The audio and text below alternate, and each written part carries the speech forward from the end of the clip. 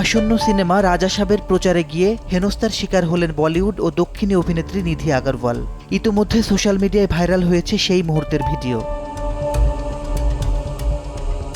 গত বুধবার হায়দরাবাদে নায়িকার সঙ্গে ছবি তুলতে হুড়োহুড়ি শুরু করেন ভক্তরা। ভিড়ের মধ্যে কেউ তার গায়ের ওড়না ধরে টানেন, কেউ বা আবার তাকে ঘিরে ধরে রাখেন। এমন পরিস্থিতিতে রীতিমতো অস্বস্তিতে পড়েন নিধি। তার চোখে মুখে আতঙ্কের ছাপ স্পষ্ট। গাড়িতে উঠেও নায়িকাকে পোশাক ঠিক করতে দেখা যায়। নিধির সঙ্গে এমন অপ্রীতিকর ঘটনায় বেশ চটেছেন নেটিজেনরা। কেউ অভিনেত্রীর সুরক্ষা নিয়ে প্রশ্ন তুলেছেন, কেউ বলেছেন পুরুষরা হায়নার মতো ব্যবহার করছে। কারো মন্তব্য, এমন মানুষদের সরিয়ে অন্য কোনো গ্রহে রাখার ব্যবস্থা করা হয় না কেন। তেলেগু সিনেমার জনপ্রিয় মুখ নিধি বলিউডেও বেশ পরিচিত। টাইগার শ্রফের বিপরীতে মুন্না মাইকেল সিনেমা দিয়ে বলিউডে অভিষেক ঘটে তার। মাসিদ রনো, সময় সংবাদ।